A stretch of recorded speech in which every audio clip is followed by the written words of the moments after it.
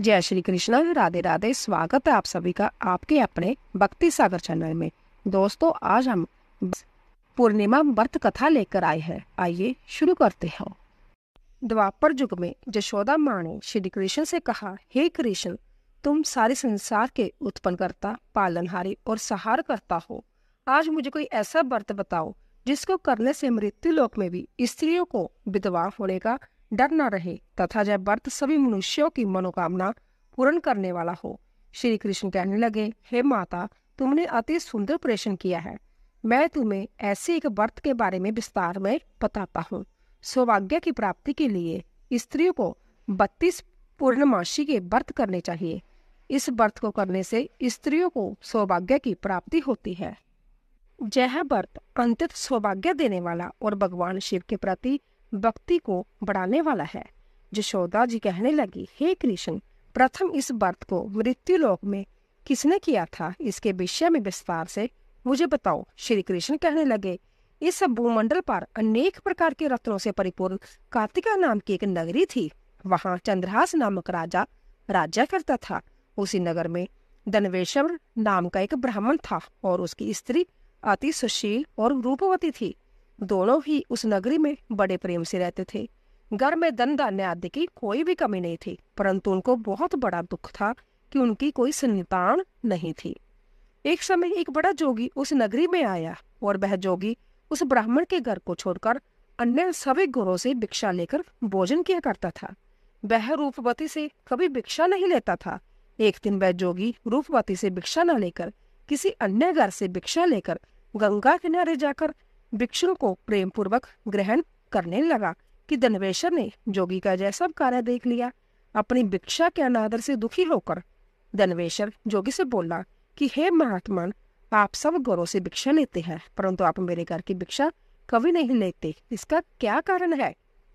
जोगी ने कहा, निसंतान के घर की भीख पतितों के अन्न के तुल्य नहीं होती है, और जो पतितों का अन्न खाता है वह भी पतित हो जाता है। क्योंकि तुम निसंतान हो, इसीलिए पतित हो जाने के डर से मैं तुम्हारे घर की भिक्षा नहीं लेता। धनवेश्वर जोगी की जब बात सुनकर बहुत दुखी हुआ और हाथ जोड़कर जोगी के पैरों में गिर गया और कहने लगा, हे महाराज, यदि ऐसा है तो आप पुत्र प्राप्ति का उपाय बताइए। आप सर्वज्ञानी है, मुझ पर कृपा कीजिए। हे भगवान, मेरे घर में धन की कोई कमी नहीं है, परंतु मैं पुत्र ना होने के कारण अत्यंत दुखी हूँ। आप मेरे इस दुख का हरण करें, आप समर्थ्यवान है। जय सुनकर जोगी कहने लगे, हे ब्राह्मण, तुम चंडी की आराधना करो।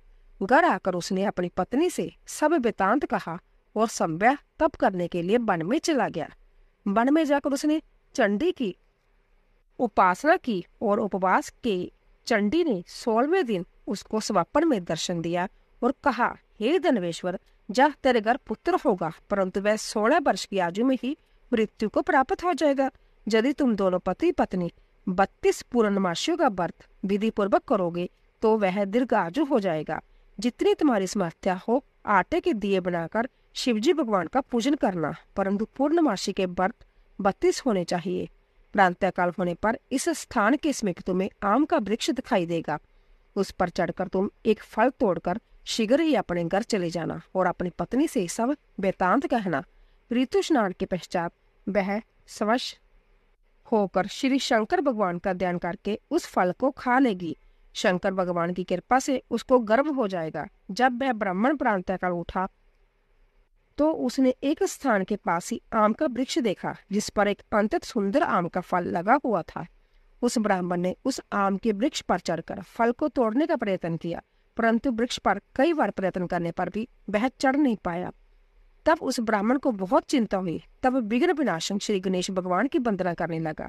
हे दयानिधे, अपने भक्तों के विघ्नों का नाश करके उनके मंगल कार्य को करने वाले, दुष्टों का नाश करने वाले, रिद्धि सिद्धि प्रदान करने वाले, आप मुझ पर कृपा करके इतना बल दे कि मैं अपने मनोरथ को पूरा कर सकूं। इस प्रकार गणेश जी की प्रार्थना करने पर उनकी कृपा से धनवेश्वर वृक्ष पर चढ़ गया और उसने सुंदर आम के फल को तोड़ लिया।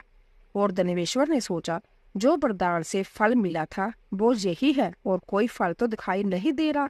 उस धनवेश्वर ब्राह्मण ने जल्दी से घर जाकर अपनी पत्नी को वह फल दे दिया और उसकी पत्नी ने अपने पति के कहे अनुसार उस फल को खा लिया और वह गर्भवती हो गई। देवी जी की असीम कृपा से उसे एक अत्यंत सुंदर पुत्र उत्पन्न हुआ, जिसका नाम उन्होंने देवीदास रखा। माता पिता के हर्ष और शोक के साथ वह बालक शुक्ल पक्ष के चंद्रमा के भांति वह बालक अपने पिता के घर में बड़ा होने लगा। भगवान की कृपा से वह बालक बहुत ही सुंदर, सुशील, विद्या पढ़ने में बहुत ही निपुण हो गया। दुर्गा जी की आज्ञा अनुसार उसकी मिटाने 32 पूर्णमासी का व्रत रखना आरंभ कर दिया, जिससे उसका पुत्र बड़ी आयु वाला हो जाए। 16वां वर्ष लगते ही देवीदास के माता पिता को बड़ी चिंता हो गई कि कहीं उनके पुत्र की इस वर्ष मृत्यु न हो जाए। इसीलिए उन्होंने अपने मन में विचार किया, यदि यह दुर्घटना उनके सामने हो गई तो वह कैसे सहन करेंगे। इसीलिए उन्होंने देवीदास के माँ को बुलाया और कहा, हमारी एक बहुत बड़ी इच्छा है कि देवीदास 1 वर्ष तक काशी में जाकर विद्या अध्ययन करे और उसको अकेला भी नहीं छोड़ना चाहिए। इसीलिए साथ में तुम चले जाओ और 1 वर्ष के पश्चात इसको वापस ले आना। सब प्रबंध करके उसके माता पिता ने काशी जाने के लिए देवीदास को एक घोड़े पर बिठाकर उसके मामा के साथ भेज दिया।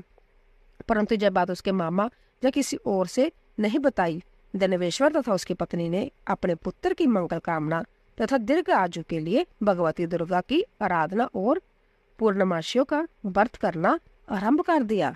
इस प्रकार बराबर 32 पूर्णिमा के व्रत को उन्होंने पूरा किया। कुछ समय पश्चात एक दिन वह मामा और भांजा मार्ग में रात बिताने के लिए किसी गांव में ठहरे हुए थे। उस दिन उस गांव में ब्राह्मण की अत्यंत सुंदर, सुशीला और गुणवती कन्या का विवाह होने वाला था। जिस धर्मशाला के अंदर वर और उसकी बारात ठहरी हुई थी, उसी धर्मशाला में देवीदास और उसके मामा भी ठहरे हुए थे।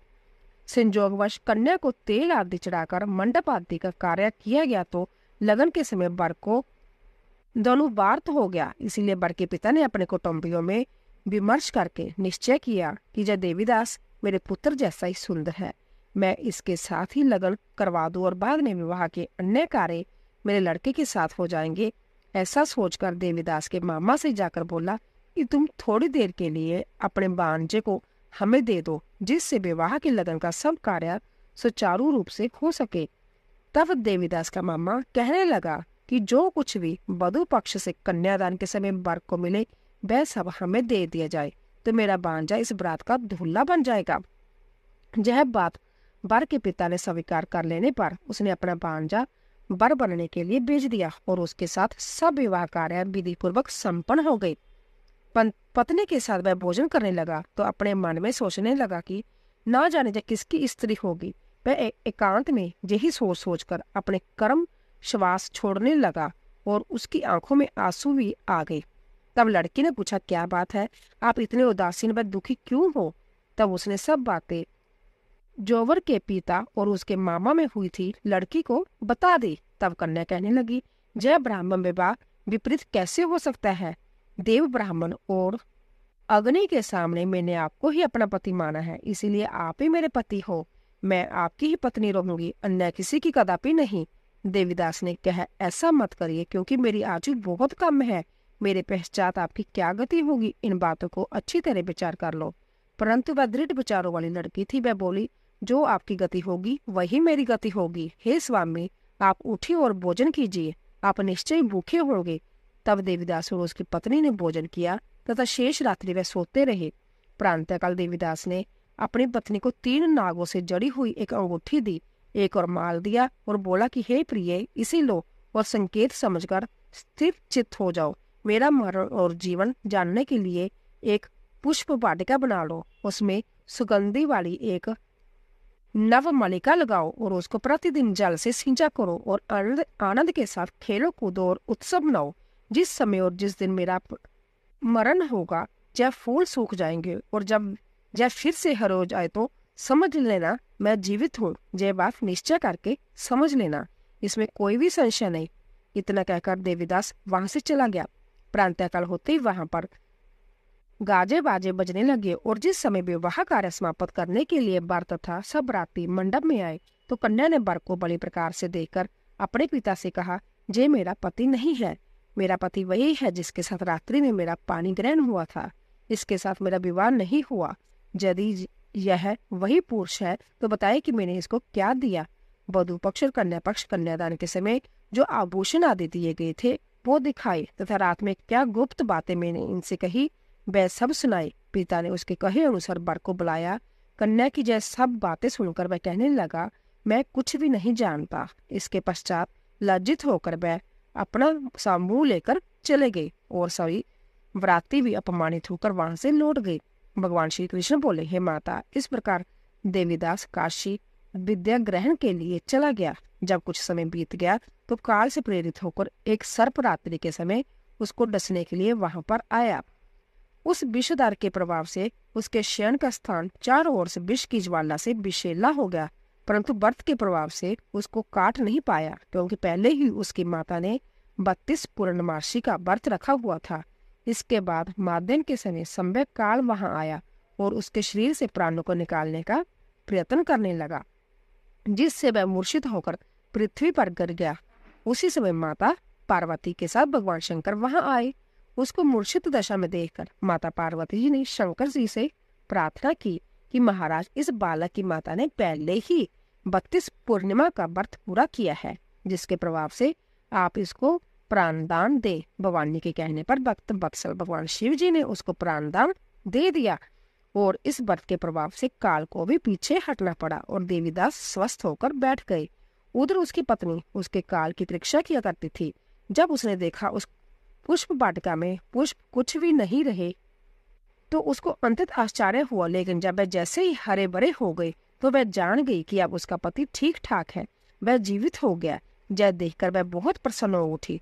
अपने पिता से कहने लगी, पिताजी, मेरे पति जीवित है, आप उनको ढूंढिए। जब 16वां वर्ष व्यतीत हो गया तब देवीदास भी अपने मामा के साथ काशी से चल दिया। इधर उसके ससुर उसको ढूंढने के लिए अपने घर से जाने वाले थी कि वह दोनों मामा भांजा वहां पर आ गए। उनका आया हुआ देखकर उनके ससुर को बहुत प्रसन्नता हुई और वह उन्हें अपने घर ले गए। उस समय नगर के निवासी भी वहां इकट्ठे हो गए और सबने निश्चय किया कि अवश्य ही इसी बालक के साथ कन्या का विवाह हुआ है।